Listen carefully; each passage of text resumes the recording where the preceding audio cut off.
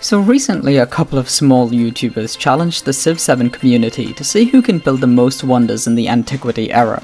Me, being an upstanding member of society, I've decided to shed some light on these small content creators by partaking in this challenge and uploading a video about it. So you load up the game, settle, and claim your cultural attribute point, right? Well, little Timmy, have your parents ever told you how disappointed they are in you? No? Well, I am. You see, Timmy, this is a set seed challenge. Every attempt of this challenge will be taking place on the very same map against the same AI. So before diving in head first, let's talk map. The map is divided into two different landmasses, one with you and Lafayette and the other with Amina and Catherine. You will require sailing to travel between the two. On the starting landmass we have Anna and Scythep, cultural IPs which are friendly, and we love them. And then there's Kutai, who's a bitch. On the other landmass there's Asur, a hostile military IP, Gungne, a friendly economic IP, and Sugina, a hostile cultural IP. The map also reveals all discovery locations. These are incredibly powerful and are essential for catapulting you through the first few stages of the game. Interestingly, discoveries are static, always providing the same two loot options. This allows us to identify which discoveries are good, and plan our scouting accordingly. Lastly, there are 21 wonders to build in the Antiquity era. Each wonder has a unique location requirement. While most of them aren't noteworthy, it's important to remember that you need to have at least one tropical tile and one desert tile next to a navigable river within your empire. Now that you're familiar with the map, let's talk settling. When looking for a location to settle, you want to keep an eye out for a few major things: good production and food, access to fresh water, lots of resources, and valid wonder tiles. Taking a closer look at the capital city, moving our founder down a tile maximizes the number of resources we can claim and allows us to construct a total of 3 clay pits, making it the ideal spot for settling. Since production is so valuable in this challenge and settler costs scale, we're forced to play tall instead of wide. If right now you're asking, what about buying settlers with gold? Great question. Here, have a gold star. However, since we're stacking production for wonders, a lot of the times we're buying districts instead of actually constructing them, leaving us with no gold for settlers. For those unfamiliar, stacking production refers to force ending your turn to build up production. By making sure your city isn't producing anything and pressing Shift Enter, you can force end your turn. This stores the production not used that turn and will apply the saved production to the next thing you choose to build. It also works for culture and science. With this in mind, I'd recommend aiming for a total of 4 settlements, 2 of which you want to get out in the early game, and the last one in the mid game. I'd recommend settling the first 2 towns here, and here. I've seen some people settle this town one higher to get the cotton. However, I personally do not think that the cotton is worth the happiness penalty. The aim of this town is to convert into a city as soon as possible. This means despite being able to instantly work the gypsum, I would instead suggest expanding towards the cotton for more food. The quicker you grow this town, the quicker you can convert it into a city, as a higher population reduces the cost of conversion. The entire purpose of this town is beelining towards the gold. Gold provides an empire-wide bonus of buying districts 20% cheaper, which is extremely handy. In the late game, you can specialize into a farming town to provide more food to the neighboring cities, or if you're in need in gold, turn it into a mining town. The last town you want to settle is here, on the other continent. The purpose of this town is to build the pyramids and Mundo Perdido. I recommend buying a fishing key in this town before you convert it into a city, as buying buildings makes it cheaper to convert a town into a city. The fishing key is necessary for connecting this settlement with your trade network. With these 4 settlements, you should have valid tiles for every wonder. Now that we know the map, let's dive into a game. So you load up the game, move your founder down a tile, settle, claim the cultural attribute point, and produce a scout. Congratulations on surviving the first turn. I'm so proud of you. Now, you can call me crazy here, but I think genocide is bad. And for that reason, instead of building a warrior on the second turn, I recommend buying another scout. Your scouts have 3 goals: claim as many good discoveries as possible, reveal in the independent people, and meet every empire. To achieve this, we need to unlock sailing. However, it's crucial not to unlock sailing too early. If you unlock it before your scouts are ready to explore the water, you're wasting turns on a tech that you're not using. To avoid this, time the unlocking of sailing for precisely when your scouts have completed their land-based exploration. This is where I like to employ a professional strategy I call switching technologies. Whenever you uncover a discovery that provides science, I switch from the tech I'm currently researching to sailing. This approach allows me to research other technologies in between turns, while ensuring that sailing unlocks at the perfect moment. This is my pathing for Bob. Culture. Ooh, hi Anna. Culture.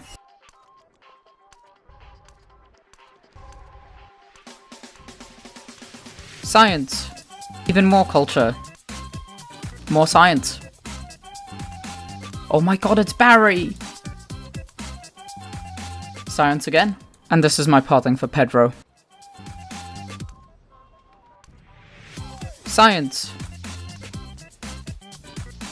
More science. Influence. Culture. Gold.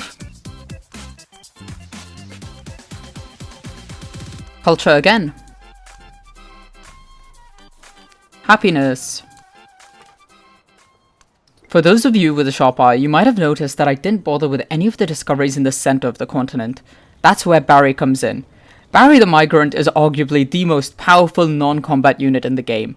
Not only does he instantly boost the settlement's population, but he's also completely immune to enemy units, making him the ultimate scout. Once I acquire Barry from this discovery, I send him off to claim the discovery near Kutai. We don't send Bob or Pedro to this area though. Kutai doesn't exactly have a warm welcome for them. Before we move on, Bob and Pedro still have an important role to play. Once we've claimed all of the discoveries, we can use Bob and Pedro to strategically block some prime settling tiles, preventing the AI from establishing cities in key locations. This not only slows down their expansion, but also keeps our relationship with them intact as we avoid the negative impact of borders touching. I found these specific spots to be great places to park them, since the AI frequently targets these locations for settlements. By using this strategy, I was able to hold off on my final settlement until turn 70. Good job, Bob and Pedro. I appreciate your hard work. Speaking of hard work, let's talk about AI civilizations. If you're aiming to secure all 21 wonders, one of your biggest hurdles will be Amina. She has a unique perk that allows her to recruit great people, which she can use to instantly complete wonders. This means she can build most wonders in just 2 turns. So what can we do about this? Well, there are a few options. The first one is the more drastic route. Go to war with Amina and capture her capital, effectively stopping her wonder-making power. However, we here pride ourselves on being civilized and prefer to keep our hands clean of such barbaric tactics. But convincing our allies to do the dirty work? Now that's perfectly ethical. To make this strategy work, it's crucial to befriend Lafayette as early as possible. The key here is to start off on the right foot. Always give Lafayette a friendly greeting when you first meet him, and make sure to support his initial endeavor. If you do both of these things and also build a quarter, Lafayette should, in most cases, become your friend. From here, it's just a matter of time before he ends up going to war with Amina, taking care of the problem for you. As for Amina and Catherine, a neutral greeting will be enough to maintain a solid relationship without pushing them into conflict. If Amina continues to churn out wonders despite being at war, there's another sneaky tactic you can use to stop her. You can request for open borders, and then move any of your units onto a tile she's building a wonder on. By doing this, you block her great people from accessing the tile and using their ability to instantly complete her wonder. On the topic of allies, the independent people are your greatest asset. You'll want to befriend all 6 of them as soon as possible. The order in which you befriend them isn't hugely important, but I recommend starting with a cultural city-state first. This is because when you become their suzerain, you gain a special perk, including this one. Receive a free civic every time you become a suzerain of a city-state. Over the course of the game, collecting 6 free civics significantly speeds up your progression through the civics tree, which, in turn, helps you unlock more wonders. Next, I recommend selecting the +2 culture on monuments for every city-state you're suzerain of. This perk boosts your culture output, allowing you to progress through the civics tree even faster. The final cultural perk I pick is the 5% production towards wonder construction. This is a no-brainer, especially since our end goal is wonders. However, I do recommend picking the first 2 perks before this one, as the culture and civic speed boosts are simply too powerful to overlook early on. The second independent person I usually aim to befriend is Kutai. This is primarily because our second settlement is located right next to them, and the last thing I want is an unfriendly neighbor coming over to pillage my improvements. I find both the military perks you get do not really matter, so just pick whatever you feel like. The economic IP is another great ally to befriend early if possible, as it grants you access to Lapis Lazuli. This resource provides a 5% gold boost as well as 4% production to the city where it's placed, which can be a huge benefit to your economy and production. However, it's important to keep an eye out to see which independent peoples are being befriended, as I have seen Amina try and befriend Asur a few times. To accelerate the process of befriending independent people, let's dive into the core strategy that drives this run. Ibn Battuta's unique ability grants him 2 wildcard attribute points after reaching the first civic of each age. These wildcard attributes are pivotal to shaping your strategy, and in every run that has hit 21 wonders on deity, these points are always allocated to diplomacy. Simply put, befriending independent people 50% cheaper is an incredibly powerful perk. It allows you to unlock the perks from each city-state much quicker, allowing you to keep up with the cheating AI in the race for wonders. I've had a run where I placed these wildcard points into science and managed to get 19 wonders, but in my experience, diplomacy is the only reliable path to securing all 21 wonders. Additionally, constructing the Emil Bell grants you another diplomatic attribute point, which you can put into +2 culture and science for each city-state you're suzerain of. Since you're aiming to befriend all 6 city-states, that's another 12 culture and science per turn for absolutely free. If you're aiming for the 21 wonder victory, I highly recommend rushing this wonder if possible. If rushing the Emil Bell isn't feasible, don't worry, you have other ways to gain wildcard attribute points. One option is to complete the Meet All Civilizations step in the Traveler quest line. Once you finish this quest, you unlock a hidden follow-up quest. To complete it, you need to purchase or produce a 3rd scout. Once you have 3 active trade routes, this quest will reward you with an additional wildcard attribute point. It is important to note that sometimes narrative events are bugged and may require reload to trigger. Alright, back to turn 2.